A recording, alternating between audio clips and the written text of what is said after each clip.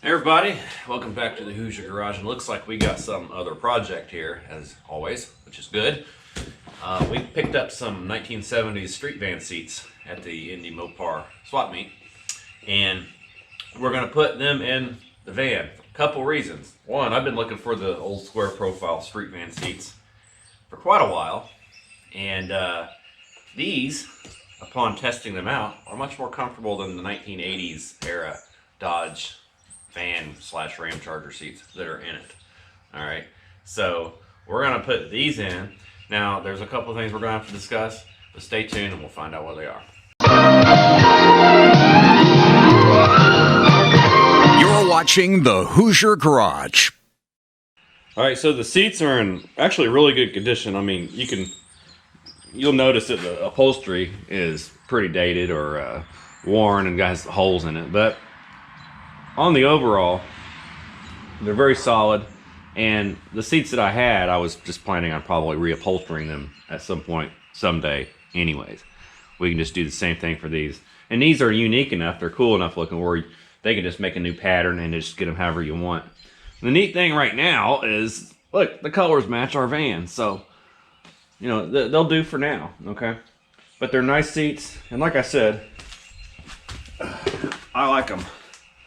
They got that little support where these don't, and you would think that the newer seats would have some kind of support, but whatever. All right, so now what we're going to have to do is put these in with different swivel bases, and I'll tell you why. The bottom parts of these are much thicker than the ones we have in the van. The ones we have are probably about half, okay?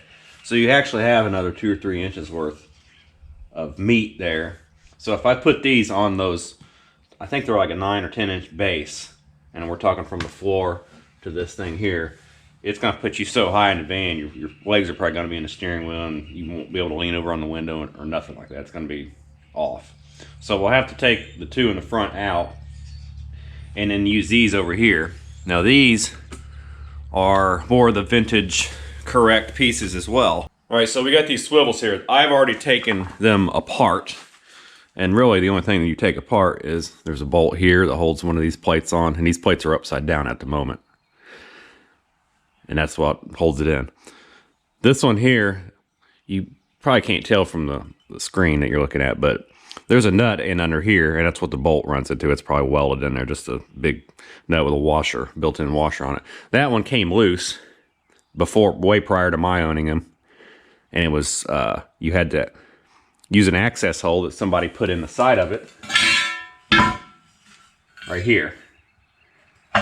So we'll probably go back to that, because to put a nut back in there and get it welded in, it's not gonna be, you'd have to cut the whole thing back apart. We're not gonna fool with that. We'll just slide the nut back in there and be done with it after we put it back together, okay? But the main thing that we need to do with these two pieces is sandblast them and then paint them back to the black. That way they'll look nice and they'll be clean. The bolt patterns are a little different on them, but usually on the vans, they have different bolt patterns from one side to the other. So one's a passenger, one's a driver. Now over here, these are the plates that actually do the swiveling on top of this. They're upside down, like I said. And the little teeth-looking deals here are little nylon bushings. I've already popped them out of that one over there. They actually just push out from the back with a punch. But a few of them were already snapped, but they look extremely fixable. Like they wouldn't take very much, and they would be pretty strong to actually epoxy them back to the little studs that were gone. I think it was like 3 of them. So we could take these apart. The mechanism actually still moves, and we'll have to blast those as well. So we'll have to strip them down a little bit. And before I started, they did not move at all. Okay, so this should get them back in working order. This one probably did not. You can see the pattern where the nylon pieces rode, and this was so coarse that it wouldn't move at all. That one kind of shook about 1/4 of an inch, but that was it. So this will be our project, and we have to put these in because they're shorter than the ones we have. And like I said, we'd have a height discrepancy if we put the seats in on the swivels we have now. So we might have some swivel bases, taller ones, that are going to come up for sale soon.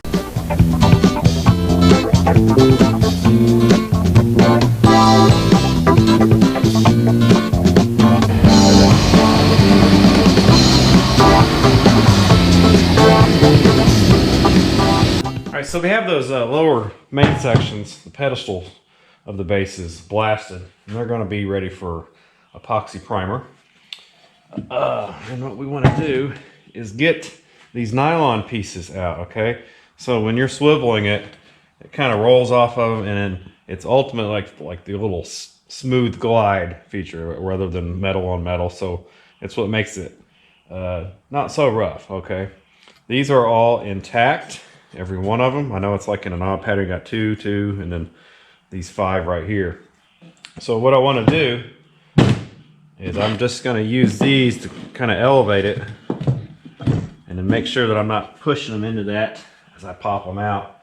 And I just have a punch here. This is a 3/16, but you can probably go slightly bigger or even smaller, but I would probably stay right in there. All we're going to do is we're just going to locate it from the back, even though it's hard to see because it's the staining of the rust. Just put them back here. Now, if it's doing that where it's slow, then you need to take you some blaster and let it work itself in there. The other ones were pretty good about coming straight out, okay? So we're gonna let this set for about 10 minutes and then we'll try that again. All right, so this is set for about 10 minutes. Soaked in there pretty good. See what we got.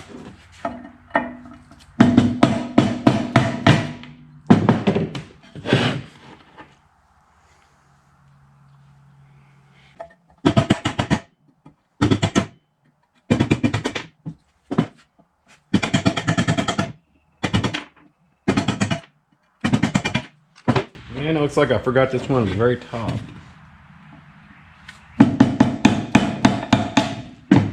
There we go. So that'll hang loose. There's a rivet that holds that on, so we're not going to try to take that off. I will see if I can take off this rubber or vinyl handle down here.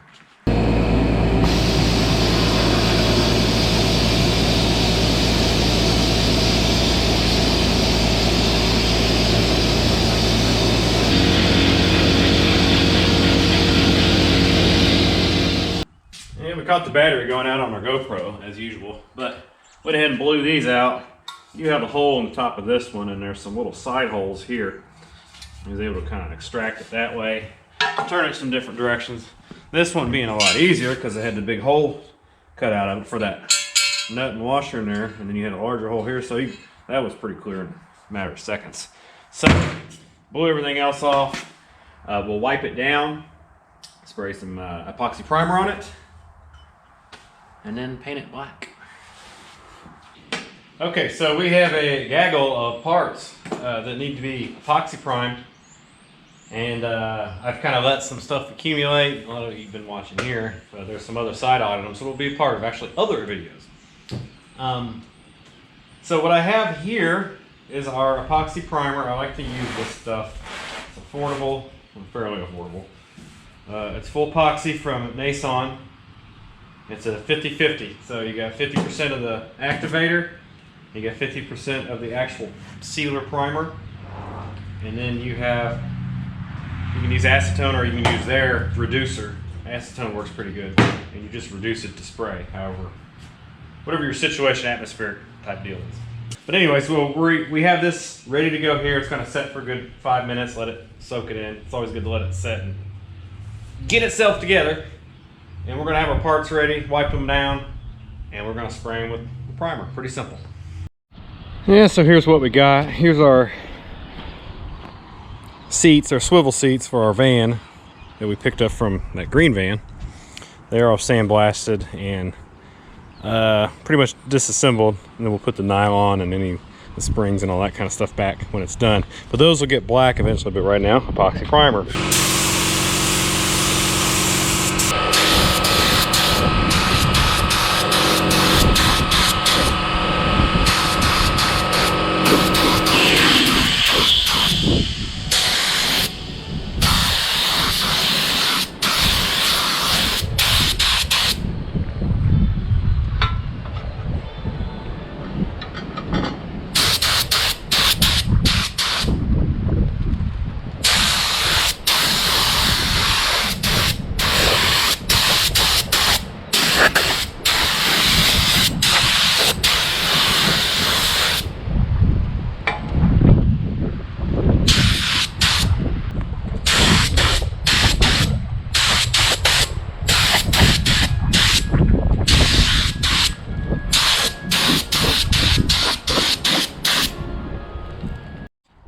All right, so we got this kind of intertwining with another video. We did some primer work on our duster parts. Here's the seats, or the seat pedestals. And I tilted these up so we can get the primer underneath them because it doesn't dry really fast. But we just let it air dry the last couple hours out here, and we just turned these over and shot some under them. You know, there's not going to really show, but we do want to protect them as best we can.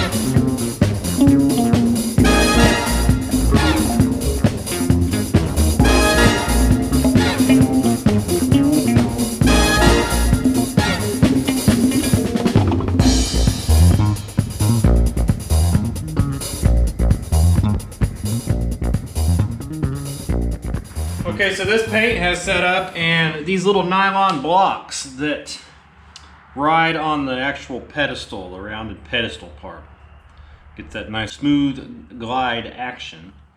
And I would imagine it'd probably be a good idea to put a little bit of grease on those, so that way they're always on a track of grease. But I'm putting the ones back in that are still in one piece.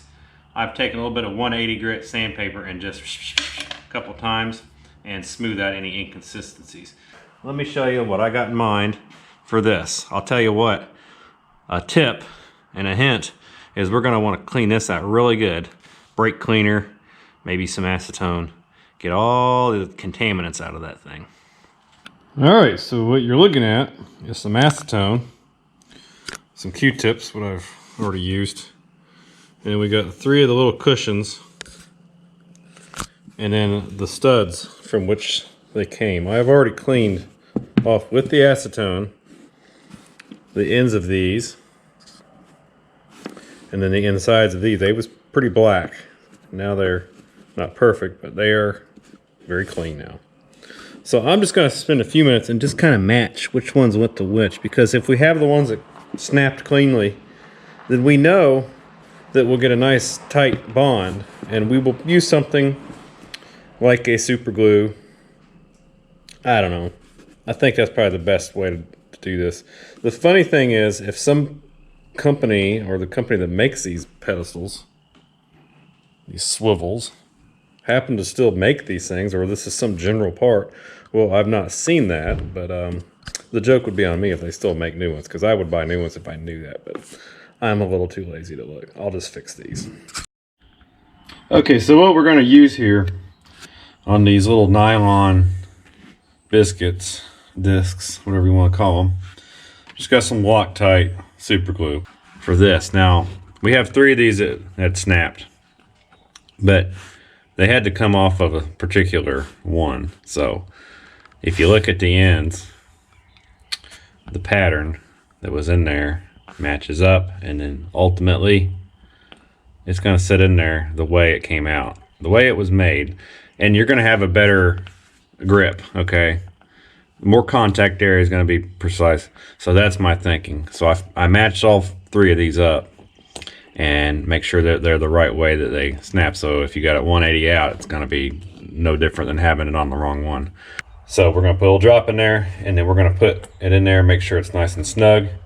And we'll take some little squeeze clamps and put them on there, and we'll show you that after we get that together. All right, so here we go. I mean, just like a minute and a half later, and we're just going to use these things. It works perfectly. And they're suggesting a full cure in 12 to 24 hours. So we'll make sure to let it sit for a while, and then we'll install them back in our pedestal bases. And here we are about 48 hours later, and best I know, they're ready to go.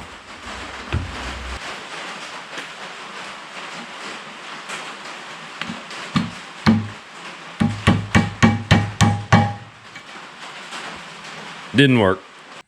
Okay, so one thing I figured if the glue didn't work was to use some very small screws. I happen to have a little pack of these laying. I don't know what they came from, probably some, household item. And so I proceeded to drill a very small hole through the center of it, through the pin, glue it back together again, and then recess the head so that the head of the screw would sink down in there and not be scraping against the plate. Okay, so we have this right here. I've done 2 of these, and we have to just do one more. This one, I've re-glued it. The hole is already drilled. All I have to do is just run the screw through there carefully. The glue is weak enough or just not compatible enough with that nylon to where it doesn't want to just snap again once you get the thread going through it. So just do that wisely, just think it out, and make sure that the bit that you use is the right size. That way it'll go in as easy as possible.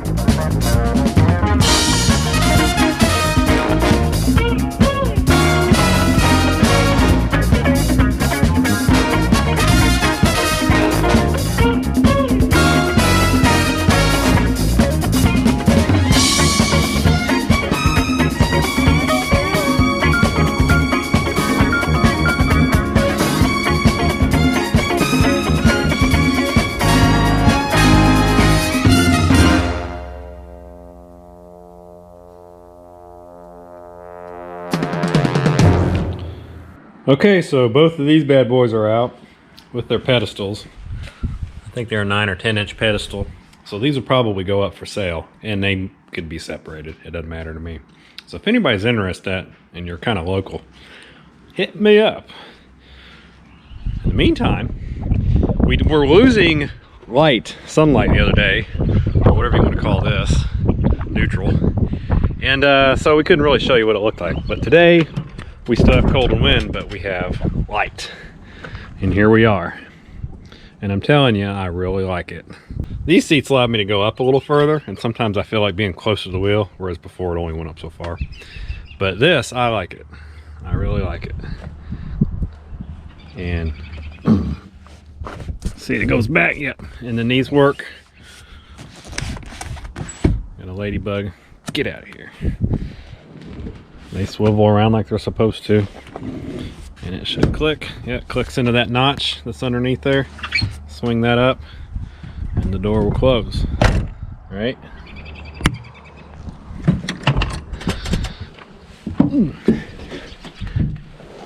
The armrest sets just a touch lower, and then like I said, set a little lower. It's a little more laid back. I like that. There's this one. Of course, it slides back pretty far. You have the little lever right here, and then it'll kind of shift back over. And I put the seat belts back on it. They mount on the back on the little frame section. So what do you think? It does look a little better. I think the seats match the dash and the door panels and the doghouse, and then everything else matches all this stuff going on. So when we go to eventually get these recovered, it'd be great if we could at least get close to that. I don't think we'll find any of that. It kind of feels like you know, you get the little wash rags at the store or your bathroom. It has that kind of feel to it. I don't know what you call that, but that's what it is. And so I guess that concludes another episode of the Hoosier Garage. If you like it, you know what to do. Thumbs up, thumbs down. Got something to say about it, yay or nay, right down below. And if you feel like sticking around, hit the subscribe. Until next time.